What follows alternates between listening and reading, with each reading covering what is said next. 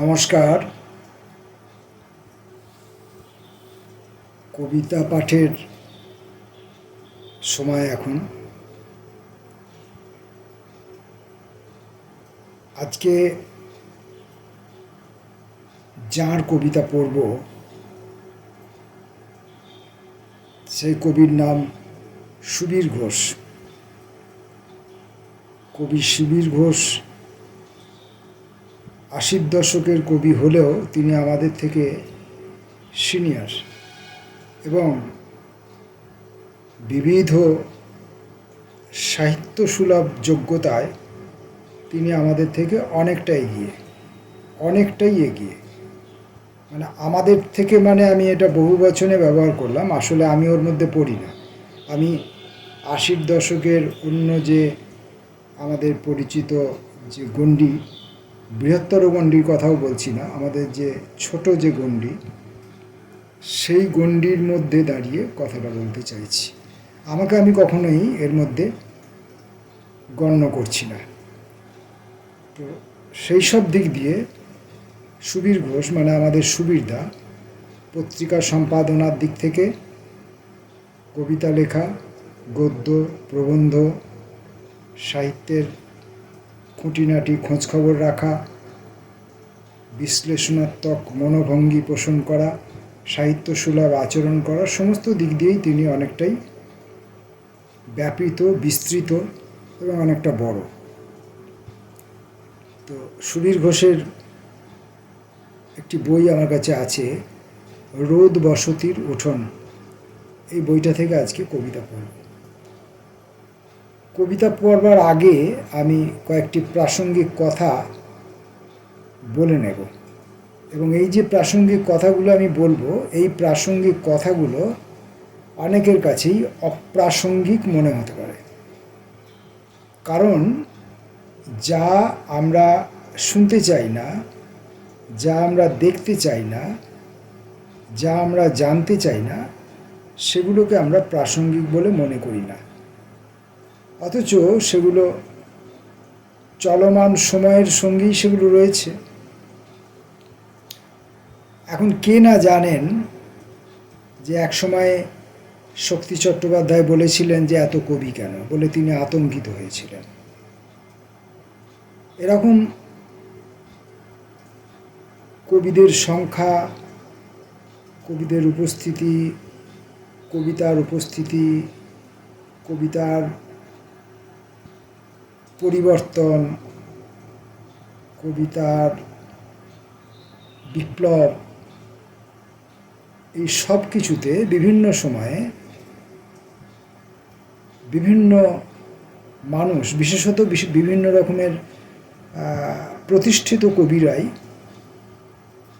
আতঙ্কিত বা আশঙ্কিত হয়েছেন। তারা হয়তো আক্ষরিকভাবে শক্তি চট্টোপাধ্যায়ের মতো এইভাবে বলেননি, কিন্তু বিভিন্ন লেখালেখি, প্রবন্ধ, নিবন্ধ, চিঠিপত্র, এই কিছুদিন আগেই একটি চিঠি পড়ছিলাম, রবীন্দ্রনাথ জীবনানন্দকে উদ্দেশ্য করে ৩ লাইনের একটি চিঠি লিখেছেন, এবং সেখানে তিনি তার এই আশঙ্কা বা আতঙ্ক, যাই বলেন না কেন, সেটা ওই ৩ লাইনের চিঠিটির মধ্যেই পরিস্ফুট হয়েছে।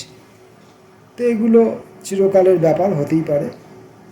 তো এটা কি ক্রমশ বাড়ছে, নাকি আগেও যা ছিল এখনও ঠিক সমপরিমাণ আছে, সেইটা এখন একটা গবেষণার বিষয়। যারা সমাজ মাধ্যম নিয়ে গবেষণা করছেন, একই সঙ্গে সমাজ মাধ্যম এবং সাহিত্য, একই সঙ্গে সমাজ মাধ্যম এবং কবি ও কবিতা, এই নিয়ে যদি কেউ গবেষণা করে থাকেন, তারা হয়তো তুলনামূলকভাবে বলতে পারবেন 30-এর দশকে, 40-এর দশকে, 50-এর দশকে কবিদের সংখ্যা, কবিতার ব্যাপ্তি, কবিতার প্রতি মুহূর্ততা, আর আজকে কবিদের সংখ্যা, কবিদের ব্যাপ্তি এবং কবিতার মান, এই একটা তুলনামূলক আলোচনা তারা করতে পারবেন বলে আমার মনে হয়। হয়তোবা কেউ করছেন, অথবা ভবিষ্যতে কেউ কোনোদিন করবেন। কিন্তু আমি একটা জিনিস লক্ষ্য করে দেখছি যে প্রচুর কবি আমার চতুর্দিকে, প্রচুর কবি কবিতা লিখছেন, কিন্তু তারা নিজেরা কবিতা লেখা এবং নিজেদের কবিতা পোস্ট করায়, নিজেদের কবিতা ছাপানোয়, নিজেদের কবিতা অন্যকে শোনানোয় যতটা ব্যস্ত, অন্যের কবিতা শোনা, অন্যের কবিতা পড়া, অন্যের কবিতা নিয়ে চর্চা করা, এসবের মধ্যে তাদের ব্যস্ততা বোধহয় বেশ বেশ পরিমাণে কম দেখা যাচ্ছে। কারণ আমি আমার এই যে ছোট্ট ইউটিউব চ্যানেলটা, এই ইউটিউব চ্যানেলটার মধ্যে আমি প্রত্যেক দিন কবিতা পড়ি, অসংখ্য কবির কবিতা পড়ি। ছোট বড় কোনো ব্যাপার নেই আমার কাছে, আমি ছোট বড় কবি বলে কিছু বিশ্বাস করি না। খ্যাত অখ্যাত, পরিচিত অপরিচিত এরকম হতে পারে, সবাই তো সমান ব্যাপ্তি পায় না, সবাই সমান পরিচিতি পায় না, সবাইকে সমানভাবে বিজ্ঞাপন দেওয়া হয় না। তো এইসব কারণে মানুষ ছোট বড় জ্ঞান করতেই পারেন, বাণিজ্যিক অবাণিজ্যিক এরকম বিবিধ রকমের প্রশ্ন এসে যেতে পারে। তো সে যাই হোক, তো তারা কিন্তু এই আমি যে এই এত কবিতা পোস্ট করছি, পড়ে পোস্ট করছি, আমার পড়া খারাপ, আমার কণ্ঠস্বর খারাপ এবং আমি ভালো পড়তে পারি না। তথাপি আমি যেখানে আমার মনে হয় আমি অস্পষ্ট হয়েছি সেখানে আমি রিপিট করি, বা কেউ যদি আমাকে অভিযোগ করেন কোনো একটি কবিতা বুঝতে পারলেন না বলে, তাহলে আমি দ্বিতীয় দিন সেই কবিতাটিকে আবার একবার পড়তে পারি, অথবা সেই কবিতাটিকে আমি সচিত্র উপস্থাপন করতে পারি। অর্থাৎ আমি এখানে সেই কবিতাটিকে মুদ্রিত কবিতাটির চেহারাটিও আপনাদের সামনে রাখতে পারবো, যে আপনারা নিজে কানে নিজে চোখে পড়ে নিয়ে চক্ষুকর্ণের বিবাদ ভজন করে নিতে পারবেন। তাহলে কি হয় যে এইতে এত এত কবিতা তো আমাদের প্রত্যেকের সংগ্রহে থাকা সম্ভব নয়, অনেকের কাছেই নেই। এত বই, এত পত্রপত্রিকা যেমন আমার কাছেই নেই। আমি কবিতা পড়তে পড়তে পড়তে পড়তে আমার কন্টেন্টের অভাব হয়ে যাচ্ছে। এখন আমি তো এত সংখ্যক কবি, ছোট বড় মিলিয়ে, পরিচিত অপরিচিত মিলিয়ে এত সংখ্যক কবি এখন বাংলা কবিতায় রয়েছেন, তাদের প্রত্যেকের কবিতা তো আমি সংগ্রহ করতে পারবো না। সংগ্রহ করতে পারবো না তার অনেকগুলো কারণ আছে। একটা হচ্ছে আর্থিক অসামর্থ্য, দ্বিতীয় কথা হচ্ছে এই এত পরিমাণ বই আমাদের এই ছোট ঘরের মধ্যে রাখার অসামর্থ্যতা, এবং এই বইগুলোকে সংগ্রহ করবার জন্যে যে যোগাযোগ সেইটা করে ওঠা, এইসব বিভিন্ন রকমের প্রতিবন্ধকতা থাকার জন্যে আমি এত পরিমাণ বই সংগ্রহ করতে পারবো না। আমি অধিকাংশ ক্ষেত্রে বিভিন্ন পত্রপত্রিকা থেকে বই পড়ে থাকি, এবং যাদের যাদের বই আমার পক্ষে সংগ্রহ করা সম্ভব হয় বিভিন্ন মাধ্যমের মধ্য দিয়ে, তাদের কবিতার বই থেকে আমি কবিতাগুলি পড়ে থাকি। বইগুলোর ছোটোখাটো একটু একটু পরিচিতিও আমি দিয়ে থাকি। তা যদি আমরা সত্যই কবিতা, অন্যের কবিতা শুনতে, পড়তে, জানতে, গবেষণা করতে আগ্রহী হতাম, তাহলে আমরা এই বইগুলোর খোঁজখবর নিতে পারতাম। যে কবির কবিতা আমি পড়ছি সেই কবির সম্পর্কে তারা তথ্য জানবার জন্য আগ্রহী হতেন। তো সেগুলো দেখা যাচ্ছে না। তুলনামূলকভাবে আমি দেখছি যে গদ্য পড়লে, গদ্য বিশেষত গল্প যদি পড়ি, গল্প পড়লে তুলনামূলকভাবে একটু লোকজনের উপস্থিতি, শ্রোতার উপস্থিতি একটু বেশি দেখছি। এক্ষেত্রে হতে পারে যে গল্প সাধারণ মানুষ, সাধারণ পাঠক অনেক বেশি পড়েন হয়তো, সেই কারণে এটা হতে পারে। যদিও আমার এই ইউটিউব ভিডিওতে ভিউয়ার্স খুবই কম, আর লাইক, কমেন্ট, শেয়ার এসব আমি কারোর কাছে চাই না, এবং যথারীতি সেগুলো পাওয়ার কোনো প্রশ্নই ওঠে না। তা আমার একটাই উদ্দেশ্য যে বিভিন্ন কবির কবিতা, আমারও তো সংগ্রহ তে একদিন এইসব বইগুলো রাখা সম্ভব হবে না। আমি অনেকের কাছ থেকে যেমন বই চেয়ে নিয়ে পড়ি, আমাকে বইটা দাও কিছুদিন, আমি তোমার এই বইগুলো আমি পড়ে নেবো, আবার তোমাকে ফেরত দিয়ে দেবো। তো এইগুলো আমি এই সংগ্রহ করে রেখে দিচ্ছি। আমি একবার কোনো একটা কবিতা পড়লাম বা কোনো একটা গল্প পড়লাম বা কোনো একটা প্রবন্ধ পড়লাম, আমি মনে রাখতে পারি না, আমার স্মৃতিশক্তি খুব দুর্বল, লেখাপড়া বিশেষ জানি না, তো এগুলো মনে রাখতে আমার অসুবিধা হয়। সেই জন্য আমি ভিডিও করে ধরে রেখে দিচ্ছি। ভবিষ্যতে এগুলো আমি মাঝে মাঝে চালাই এবং শুনি। যেহেতু আমি পড়ছি তাই আমার ক্ষেত্রে, শোনার ক্ষেত্রে হয়তো আমার খুব একটা অসুবিধা হচ্ছে না, কিন্তু অন্যদের ক্ষেত্রে অসুবিধা হতেই পারে, সেটা আমি স্বীকার করি। তো সেই অসুবিধার কথা যদি তারা বলেন, তাহলে সেই কবিতাগুলো আমার পক্ষে সম্ভব হলে সেই কবিতাগুলোর ফটোকপি আমি এই ভিডিওর মধ্যে দিয়ে দেবো, এবং তার জন্য আপনারা সেটাকে পজ করে সেই কবিতাগুলো নিজে পড়ে নিতে পারবেন। আর যদি বইটা বা পত্রিকাগুলো বা সেই সমস্ত বইগুলো যদি আপনাদের সংগ্রহে থাকে, বা আপনারা যদি সরাসরি বইগুলো সংগ্রহ করেন, সম্পাদকের কাছে পত্রিকা সংগ্রহ করেন, কবির কাছ থেকে বই সংগ্রহ করেন, প্রকাশকের কাছ থেকে সংগ্রহ করেন, তাহলে তো আপনারা নিজেরা পড়তেই পারবেন। খবরটুকু তো অন্তত পৌঁছাচ্ছে। আমার কণ্ঠস্বর বা আমার পাঠ যেমনই, যত নিম্নমানেরই হোক না কেন। তো যাই হোক, একটু বেশি বলে ফেললাম, এর জন্য আমি লজ্জিত হলেও এটা আমার বেশ কিছুদিন ধরেই আমার মনে হচ্ছিল যে আমরা যদি এতই কবিতা ভালোবাসি, কবিতার সঙ্গে আমাদের যাপন হয়, তাহলে আমাদের এই কবিতা আমরা পড়ছি কই, আমরা শুনছি কই? এ নিয়ে আমরা তো আমাদের সংলগ্নতা তো আমরা দেখছি না। আজকের এই কবিতা পাঠের সময়ে আমরা আগেই বলেছি সুবীর ঘোষের কবিতা পড়ব, রোদ বসতির উঠোন। এই যে রোদ বসতির উঠোন, এটা সঠিকভাবে আপনাদের কাছে ইমপ্রেশনটা যাবে কিনা জানি না, যা হোক আমি ইমপ্রেশনটা এর পাশাপাশি দিয়ে দিচ্ছি, আপনারা দেখে নিন। এই বইটি প্রকাশক কবিতা ক্যাম্পাস। কবিতা ক্যাম্পাস থেকে বইটি কলকাতা বইমেলা 2007-এ প্রকাশিত হয়েছিল। 2007-এ এই বইটি প্রকাশিত হয়েছিল।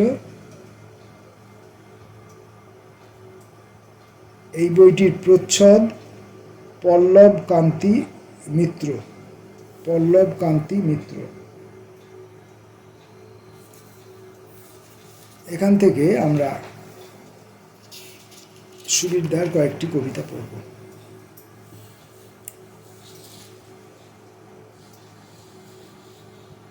কবির দরজা। দরজায় জন্মগ্রাহীর টিপছাপ, প্রস্থিতের খইমুঠি।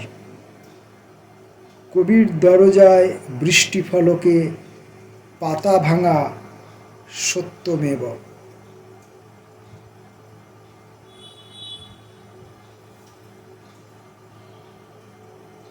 যা আসবে যা যাবে, যাবে না যাবে না আসবে। যা আসবে যা যাবে, যাবে না যাবে না আসবে, আসবে না যাবে। বিভিন্ন রকমভাবে এই আসবে বা যাবে না এটাকে বিভিন্ন রকমভাবে ভেঙে ভেঙে বিভিন্ন রকমভাবে কবিতার সংশয় প্রকাশ করছে। দরজায় জন্মগ্রাহীর টিপছাপ, প্রস্থিতের খইমুঠি। কবির দরজায় বৃষ্টিফলকে পাতা ভাঙা সত্যমের। প্রিন্ট আছে সত্যমের, আমি পড়েছি সত্যমেব। এটা আমার দৃষ্টিভ্রমজনিত কারণে হয়েছে। এখন সত্যমের হবে নাকি সত্যই এটা প্রিন্টিং মিস্টেক, এটা আমি এই মুহূর্তে নিঃসন্দেহ হতে পারছি না। যা লেখা আছে আমি তাই পড়লাম। হাওয়া প্রবাহ নৌকোয় দূরে হাতের বাইরে হিমবাহী ইলিশ চাঁদি মন্ত্রণা। আছে শালক সংযোগে ঘর ভেদিনী ছুটি।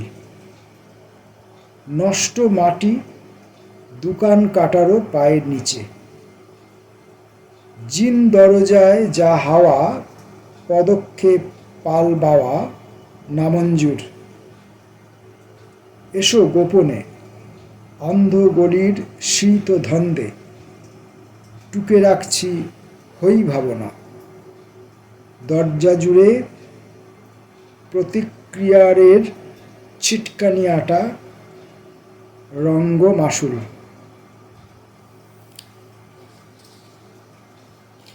কবিতাটির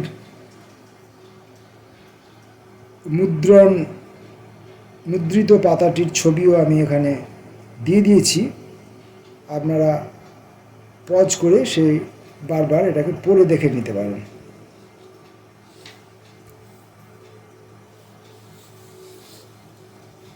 পরের কবিতা সম্ভাবনার কবিতা। লেটার বক্সের গন্ধের কাছাকাছি আর তোমার যাওয়ার প্রয়োজন নেই। তুমি শিগগির আমার পাসওয়ার্ড জেনে যাবে। রিমোট কন্ট্রোলে অপারেট করতে পারবে আমার প্যান্টের সদর দরজা। খুলজা সিমসিম নয়, আরও বৃহত্তর কিছু গূঢ় ষড়যন্ত্র। হাত ঝাঁকাতেই পড়বে মোহরকুচি। সূর্য ডোবার জন্য বৃষ্টিবাহিনী কাজ করবে ফায়ার ব্রিগেডের মতন। স্তন তালুকের ফুলঝোর পাইনের গাছ বাওয়ানো দীর্ঘ সুখে কুমড়োফলি মাটির ঠান্ডায় ঘুম ঘুম চোখে দেখবে টিয়া পাখি গান গাইছে। খোকা খুকু স্কুল ফেরতা ধুলোধুম রাস্তায় পড়ছে আবার উঠছে, এবং অপরাহ্নের কাক বীতশ্রদ্ধ ঠোঁটে জল খুঁজছে। আজ তার মধ্যাহ্ন ভোজন জোটেনি।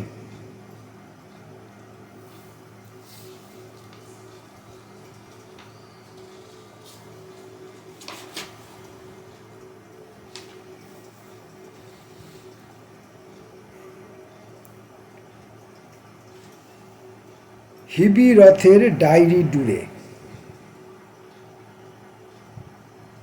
এখন এই হিবিরথ জিনিসটা কি, এটা আমার জানা নেই, এটা আমাকে জানতে হবে। আমি এখন কবিতাটা পড়ে নিচ্ছি। আমি তো কবিতাটা পড়বো বলে বসেছি, কবিতাটা পড়ে নিচ্ছি। এরপর আমি এই হিবিরথ শব্দটি কি, এর অর্থ কি, এর বিস্তৃত ইতিবৃত্ত আমি জানার চেষ্টা করব, এবং সেটা আমি এই ডেসক্রিপশন বক্সের মধ্যে দিয়ে দেব। যদি কোথাও থেকে আমি জানতে না পারি তাহলে আমি কবির কাছ থেকে জেনে নেব। হিবিরথের ডায়েরি ডুরে। পৈতৃক দলিল ঘেটে আমার নাম জানতে পেরেছি আমি হিবিরথ। পরিবার মঙ্গলে থাকে, বৃষ্টিতে দাঁড়াই না আমি। উড়ি তুলো ফুল, স্বপ্ন স্বপ্ন ঢালু আঁচে রান্না চড়ে। গম্ভীর অবয়বে আয়না বাহিনীর আক্রমণে আমার পরিচয় ভুলে যাই সহজেই। মনে হয় তুমি যেন গভীর রাতের সাদা ঘুষ, খৈনি খাওয়া কুলির গামছায় সারাদিন মোড়ানো কমলা লেবুর স্বাদে রাত্রিকালীন প্রবাসী স্তন। অসুখ বিসুখ ভালো, স্বেচ্ছাচার মাথাচাড়া দেয়। শরতের ফুলময়ী ক্ষেত, সাপের বাসস্থানে ঘুঘুছিলা গত বাজে। বিতংশ বদনা ফাঁকি, হাওয়া নেই বলে পাখি ধরা। কাকতারু হাঁড়ি, আমার মনে হচ্ছে এটা কাকতারুয়া হবে, কারণ এখানে স্পেসটা মাঝখানে, কাকতারু এবং হাঁড়ি মাঝখানে, দুটি শব্দের মাঝখানে স্পেসটা একটু বেশি আছে, এবং স্বাভাবিকভাবে কাকতারুয়া একটি কমন শব্দও আছে। আমার মনে হচ্ছে এটা কাকতারুয়া হাঁড়ি হবে, কাকতারুয়া হাঁড়ি, এবং সেটা সঙ্গতিপূর্ণও বটে। গ্রামের যাত্রাগানে পুরুতের দোল ভুঁড়ি বিবেক সঙ্গীত। পরের কবিতাটির নাম নেচে বেড়াচ্ছে পাথর। জনি বাড়িয়ে দাও তথাগতা, গাছে গাছে নেচে বেড়াচ্ছে পাথর।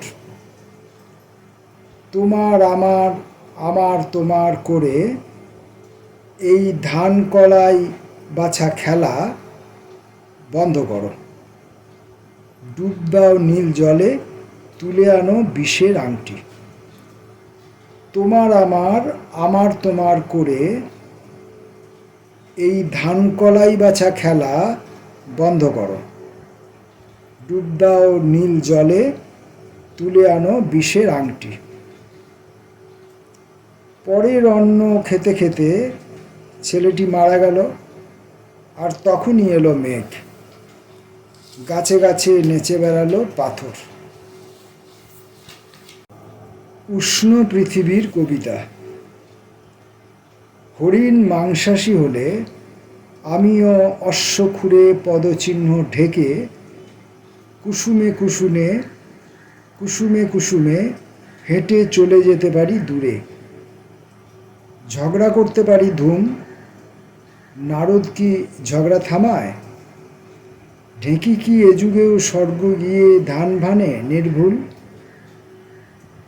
ফোলা মোমের ভেতর থেকে উষ্ণ পৃথিবী মেলে চোখ। দূরে কি টানেল দেখা যায়? ওই বুঝি চলে গেল কোন কোন রেল। মেঘশালী ছায়ায় বসে নিজেকে সতত খালি করি।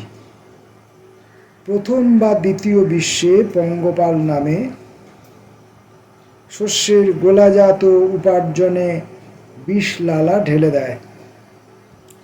তৃতীয় বিশ্বে আছে মানব ও মানুষ নামে অশ্রুডানা পাখি।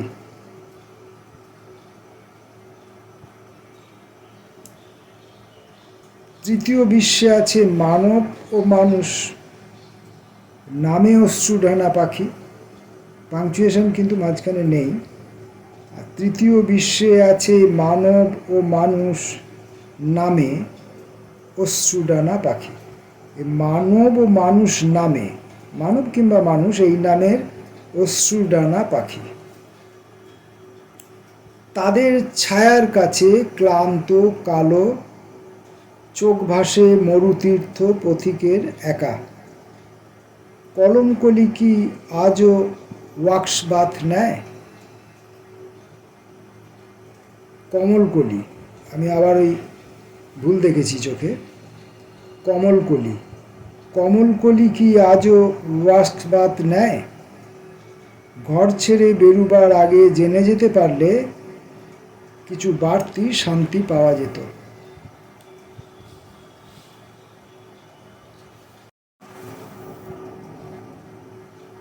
ব্রহ্ম কমল কলি কাল পুরুষ, এক মাত্রার মধ্যে এই শব্দগুলি লেখা আছে, সবটা মিলিয়ে এই কবিতাটির নাম ব্রহ্ম কমল কলি কাল পুরুষ। আপনি 12,000 ফুট উচ্চতা থেকে নিয়ে এসেছিলেন ব্রহ্মকমল। আমার ব্রহ্মই বাদ, তাই শুধুই কমল। তাকে নিয়েই আমার সারাদিনের খেলনাপাতি, এক্কাদোক্কা, কানামাছি, দৌড়াত্ম এবং মশামাছি। কস্তা পেরে শাড়িতে যখন ঝড় ওঠে বুঝতে পারি 9টা বেজেছে। হেসেলে হুমকি ছাড়ে প্রেসার কুকার। কৃতদাসীরা মুক্ত মঞ্চ ছেড়ে গারদে গিয়ে ঢুকবার প্রস্তুতি নিচ্ছে। 4,320 বার সঙ্গম প্রাপ্তি যোগ যে জীবনে, তারও কাছে রাত কত সহজেই শেষ হয়ে যায়। ঘুম রাত, জাগা রাত যেন চাঁদ আর রুটি। যে বাঁশি ভেঙে গেছে, রিমেকে কে চালালে ভাই? বন্ধ করে দাও মানু পাচু আমার, বন্ধ করে দাও মানু পাচু আমার। ও গান রিমেকে চলে না। আগে বাঁশি ধরো, তবে বুঝবে ভাঙার মর্ম। সারাদিন গাছের ডালে মরকটেরা লাফায়, তাতে গাছের গায়ে ম্যাসাজ ছাড়া আর কিছু হয় না। এই যেমন বিয়েবাড়ির ঘিয়ে খাদ্যের সামন্ত গন্ধ শুঁকতে শুঁকতে যে সপরিবারটি বেরিয়ে গেল, তাদের কর্তা বলে উঠল, জানো গিন্নি, তারপর না নতুন বর এগিয়ে এসে তলোয়ার দিয়ে গিন্নি বলল, থাক, মন খারাপ করে লাভ নেই, আমাদের তো আবার সেই আসছে বছর, এখন সবে অঘ্রাণ, ব্রহ্মকমল অত উঁচু থেকে নিচে পড়লে বাঁচে না। নদী নদী সাহা সাহা, নদী নদী সাহা সাহা। 11ই ডিসেম্বরে কুয়াশা ছিল, বিষাদ ফেটে লাল চুকোইরের পাগড়ি, পাগড়ি নয় পাপড়ি, চুকোইরের পাপড়ি, পাপড়ি কম্পোজিটরের ভুলে হলো পাগড়ি, কম্পোজিটরের ভুলে পাপড়ি পাগড়ি হয়েছিল, আর আমারও চোখের দৃষ্টির ভুলে পাপড়িটা পাগড়ি হয়ে গিয়েছিল। দেখুন কীরকম সমাপতন, কোথাও পাগড়ি, কোথাও চার পানি, গোলাপের যেখানে যেমন, কোথাও পাগড়ি, কোথাও চায় পানি, গোলাপের যেখানে যেমন। সেই বিষাদ এখন শামুক খোলে, কবিটাও এখন রাঁধুনি, পেছনে যারা আহা উহু করছে তারাই আবার কোলবালিশে শান দিচ্ছে শাবল। নিয়ে আসা মুড়ি টিনের ভেতর আবু ঘ্রাইপ পাচ্ছে, কার্তুজের মিয়ানত্ব ঠেলে আত্মহত্যা জমল না দেখে কবি ফুলকপির ফুল থেকে জন্তুটাকে বেছে রাখছে। অত আওয়াজের ভেতর শব্দ ভিড়তে পারছে না, তাই কেবলই বলে উঠছে নদী নদী সাহা সাহা।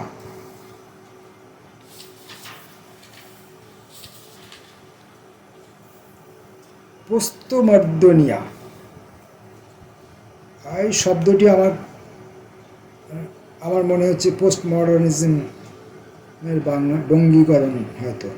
পোস্তমর্দনিয়া, পোস্তমর্দন শেষে শিলের মুক্তি, পোস্ত বাটা হয়ে যাওয়ার পর পোস্তমর্দন শেষে শিলের মুক্তি, সে এখন শিলভদ্র। বজ্রপাণিনির ব্যাকরণেও যে সাবধানবাণী নেই তা আছে কাকস্য পরিভাষায়। কেলাসন উপভোগ করছি, যেমন কোঁচড়ে কোঁচ থাকলে চিঠির ঝাঁঝে গলে কলম কলমি হলো, চিঠির ঝাঁঝে গলে কলম কলমি হলো, কলম কলিকে পেতে একটা শুধু ছক্কা। মেঘদীক্ষার গাড়িতে স্বর্গে যাবে ঢেঁকি শাক, পাখ মারা বদখেয়ালে পাঞ্চভৌতিক পাট্টা চেয়েছে, দিতে পারলে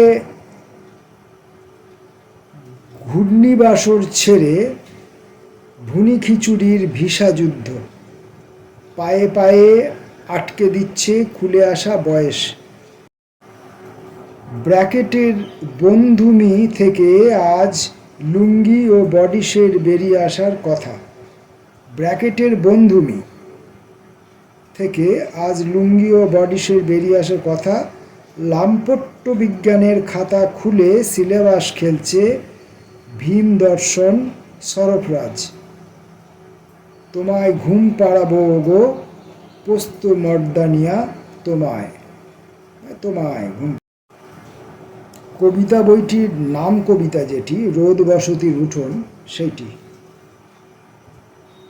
নিম্নচাপ বধ, সন্ধ্যা বুনছি শুকনো বারান্দায় বৃষ্টিকণাদের তালিকার বাইরে রেখে। 19 পেছনে সন্ধ্যারা কাজল বর্ণা হতো, তারাই কি ছড়াতো ঢাকনা খোলা তকা ঘ্রাণ। আসতে বলছে, যেতেও বলছে, এরকম ম্যাজিকে স্থিরাস্থির রোদ বসতির উঠোন। কাপড় মেলা তারের উপর হেঁটে যাচ্ছে মাছি, যেখান দিয়ে একদা গেছে হৃদয়। আমার হাতের ভিতর দিয়ে রেখা বইছে, বাইরে তাদের নান্দি মুখ শুধু। চিনতে চিনতে পৃথিবীটাই গায়েব না হয় হঠাৎ করে দেখো, দেখো আবার স্তন ভুলোনো রাতের নিচে সরসজ্জা পেতে দিও না যেন। হামদাহামদি লড়াই হলে শেয়ার বাজার, সবুজ পারদ কিংবা কখনো মনে আসে না। ঝড় বাতাসে প্লাস্টিক ওড়া তান বাওড়া নাচ, দূরগামিনী পূর্বকথার মানুষ। কপিত্থ এসো, জানুর উপর জানু, অগ্নিমাখা ধোপার গাধা, রাজার শুল এবং পতিতা পাড়ার মাটি, জম্পেশ দুটো কয়েকবেল, গজমুখভুক্ত সন্ধে নামে। কাঙালি ভোজ শেষ, উঠে গেলেন ট্রেনের বাতিওয়ালা, ধুমধারকি দেহ মিলন। ঝর্ণা কলম নেই বলে কি লেখালেখি বন্ধ? পর্দা, পর্দা ওড়া ব্যালকনিতে, পর্দা বড় ড্যাশ আছে। পর্দা ওড়া হলে ছোট হতো, হাইফেন হতো, পর্দা ওড়া আমি জানি না, আমি যেমন দেখছি তেমন পড়ছি। পর্দা ওড়া ব্যালকনিতে অথবা পর্দা ওড়া ব্যালকনিতে, পর্দা ওড়া ব্যালকনিতে অথবা পর্দা ওড়া ব্যালকনিতে আকাশ থেকে তরুণী নামে। যে ব্যালকনিতে পর্দা ওড়ে সেই ব্যালকনি যদি হয় তাহলে পর্দা ওড়া ব্যালকনি। আকাশ থেকে তরুণী নামে, কপালে লেখা এক্সপায়ারি ডেট। এখন ভাবছি সব জানিয়ে রাষ্ট্রপতিকে খত লিখি।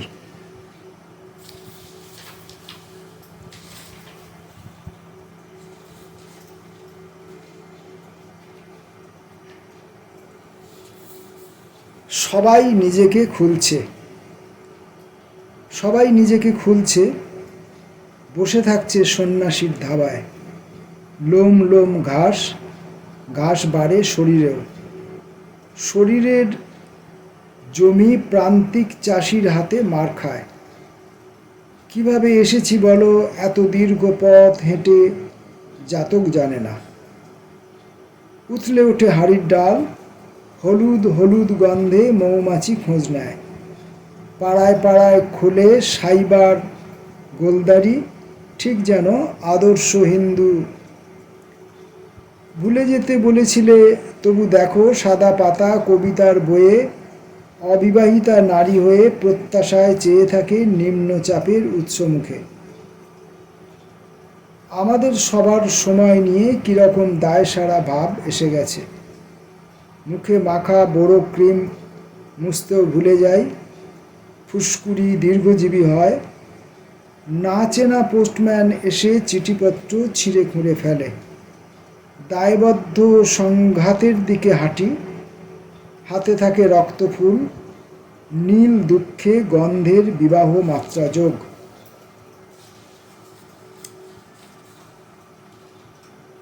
অনেকগুলি লেখাই পড়লাম। আমি কবিতাগুলো আগে থেকে বেছে নিয়ে রাখিনি, কোনটি পড়বো আর কোনটি পড়বো না বেছে নিয়ে রাখিনি। যখন যেটি মনে হচ্ছে তখন সেটি পড়ছি।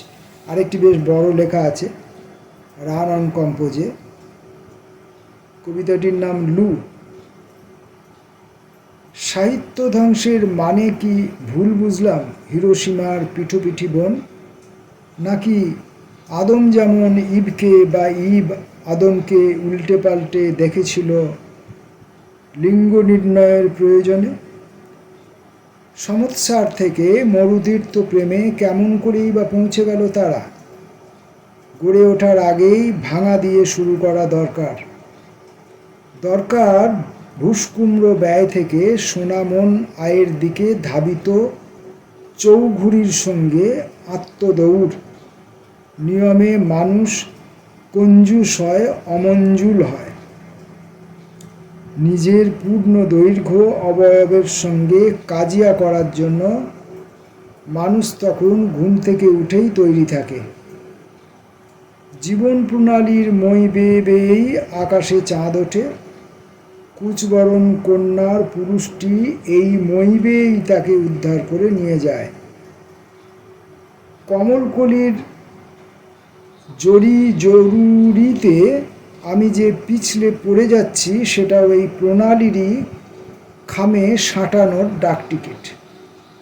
এতে আমার জল বয় না, জল বায়সের মতো আমি মুখ ঢেকে, কেননা এটাই আমার যাপন বৃত্ত অথবা ক্রান্তিকৌণিক।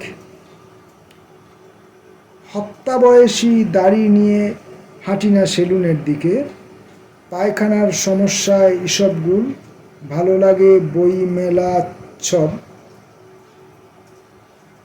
বইমেলামচ্ছব, বইমেলামচ্ছব, বইমেলামচ্ছব, বইমেলামচ্ছব অথবা স্বেচ্ছামক্ষণ। বেঁচে আছি এপিএলে চিনিবন্ধ তবু। গাছে গাছে সজনে ফুল আর ডাঁটা 10 টাকা শ। কবিতা খাবো এখন থেকে যেমন কাঁচা সবজি খায় হালদার গোষ্ঠী। মানুষ নিজেকে বড় সহজে ভালোবেসে ফেলে, তাই কষ্ট পায়। ডোরবেল বাজে, খুলি, পোস্টম্যান। হেমন্তর অরণ্য থেকে নয়, তবু চিঠি আসে। কমলকলি আসছে, তার ছায়া নাকি গেলবার ফেলে গেছে এ বাড়িতে কোথাও।